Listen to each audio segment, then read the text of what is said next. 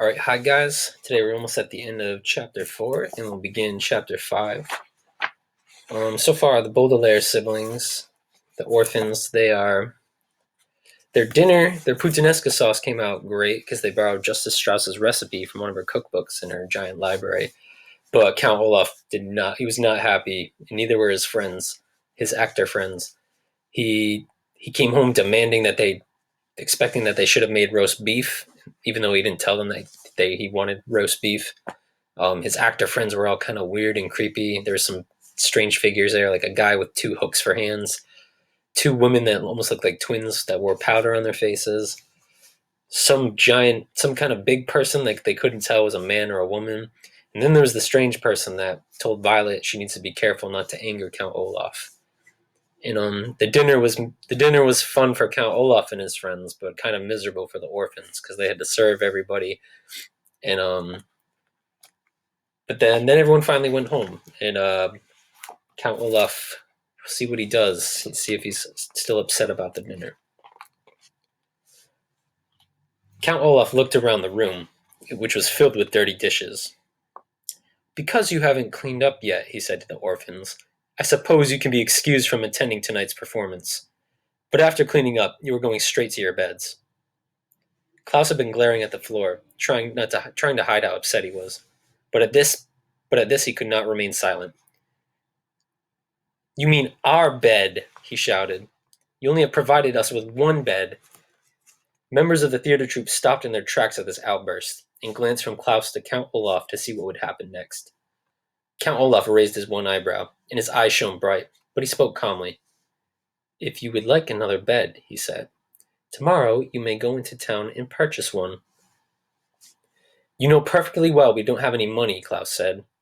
Of course you do, Count Olaf said, and his voice began to get a little louder. You are the inheritors of an enormous fortune.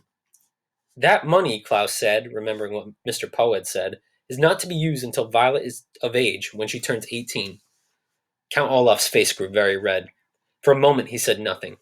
Then, in one sudden movement, he reached down and struck Klaus across the face. Klaus fell to the floor, his face inches from the eye tattooed on Olaf's ankle.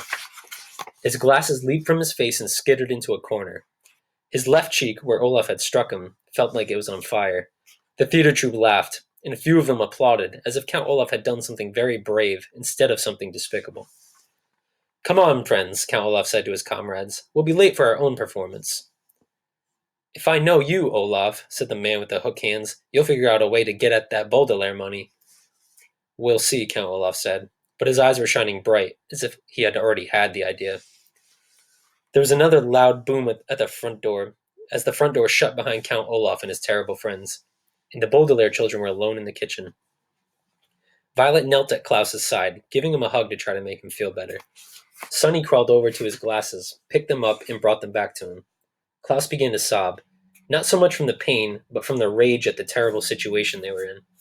Violet and Sonny cried with him, and they continued weeping as they washed the dishes, and as they blew out the candles in the dining room, and as they changed out of their clothes and lay down to go to sleep. Klaus was in the bed, Violet was on the floor, and Sonny was on her little cushion of curtains. The moonlight shone through the window, and if anyone had looked into the Baudelaire orphan's bedroom, they would have seen 3 children crying quietly all night long. Chapter 5. Unless you have been very, very lucky, you have undoubtedly experienced events in your life that have made you cry. So, unless you have been very, very lucky, you know that a good, long session of weeping can often make you feel better, even if your circumstances have not changed a bit. So it was with the Baudelaire orphans. Having cried all night, they rose the next morning feeling as if a weight were off their shoulders. The 3 children knew, of course, that they were still in a terrible situation, but they thought they might do something to make it better. The morning's note from Count Olaf ordered them to chop firewood in the backyard, and as Violet and Klaus had swung an axe down over each log to break it into smaller pieces, they discussed possible plans of action, while Sonny was chewing meditatively on a small piece of wood. Clearly, Klaus said, fingering the ugly bruise on his face where Olaf had struck him, we cannot stay here any longer. I would rather take my chances on the streets than live in this terrible place. But who knows what misfortunes would befall us on the streets, Violet pointed out. At least here we have a roof over our heads. I wish our parents' money could be used now, instead of when you come of age, Klaus said. Then we could buy a castle and live in it with armed guards patrolling the outside to keep out Count Olaf and his troop. And I could have a large inventing studio, Violet said wistfully. She swung the axe down and split a log neatly in two. It would be filled with gears and pulleys and wires and an elaborate computer system. And I could have a large library, Klaus said, as comfortable as Justice Strauss's, but even more enormous. Gibbo, Sonny shrieked, which appeared to mean, and I could have lots of things to bite. But in the meantime, Violet said, we have to do something about our predicament. Perhaps Justice Strauss could adopt us, Klaus said. She said we were always welcome in her home. But she meant for a visit or to use her library, Violet pointed out. She didn't mean for us to live there. But perhaps if we explained our situation to her, she would agree to adopt us, Klaus said hopefully. But when Violet looked at him, she saw that he knew it was of no use. Adoption is an enormous decision, and it's not likely to happen impulsively. I'm sure you, in your life, have occasionally wished to be raised by different people than the ones who are raising you.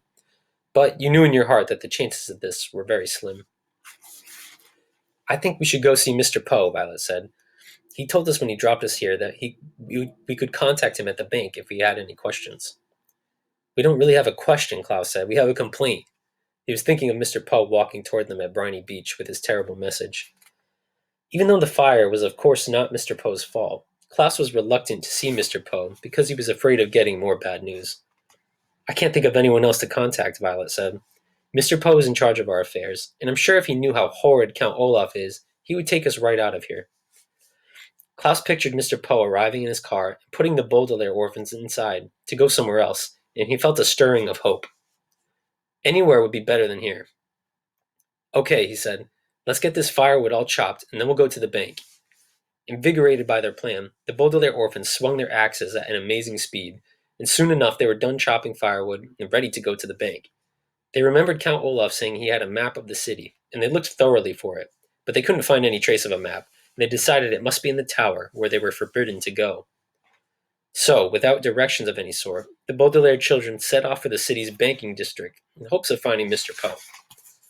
After walking through the meat district, the flower district, and the sculpture district, the three children arrived at the banking district, pausing to take a refreshing sip of water at the fountain of victorious finance. The banking district consisted of several wide streets with large marble buildings on each side of them. They were all banks.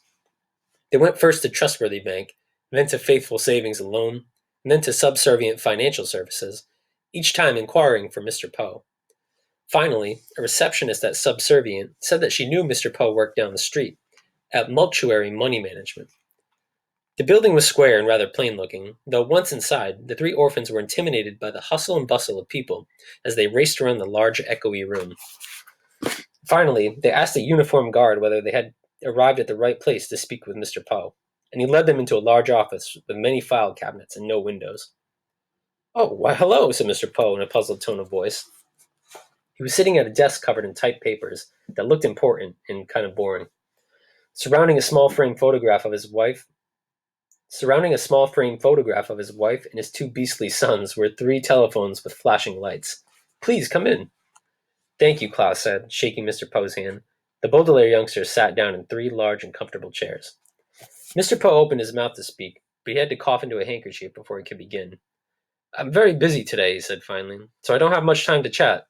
Next time you should call ahead of time when you plan on being in the neighborhood, and then I'll put some time aside to take you to lunch."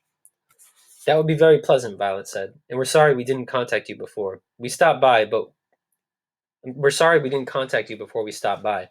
find ourselves in an urgent situation." "Count Olaf is a madman," Klaus said, getting right to the point. "We cannot stay with him." He struck Klaus across the face. "See the bruise?" Violet said. But just as she said it, one of the telephones rang in a loud, unpleasant wail.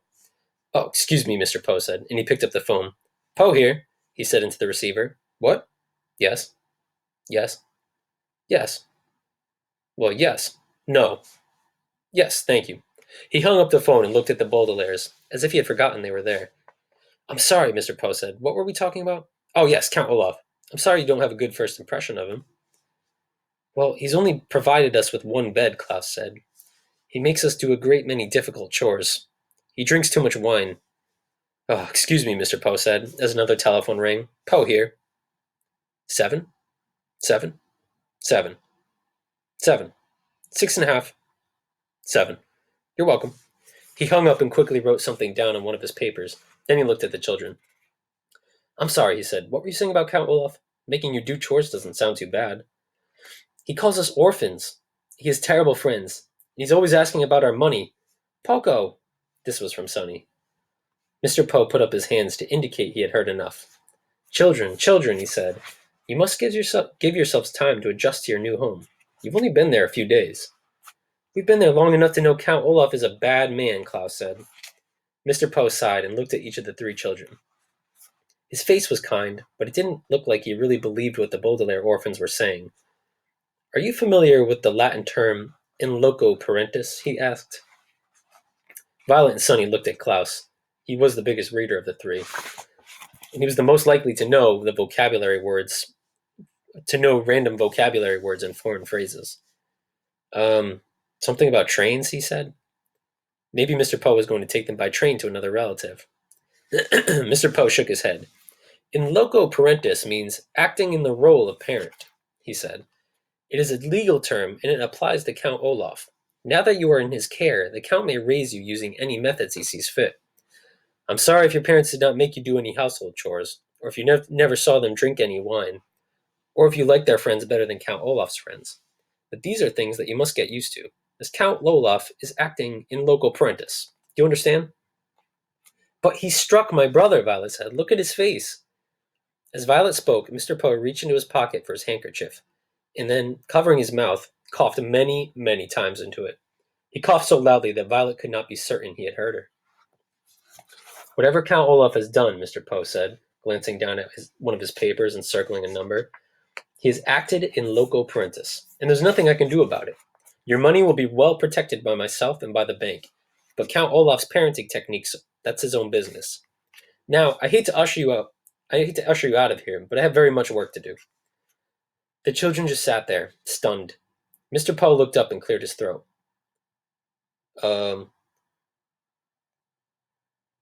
So you're going to do nothing to help us, Violet said.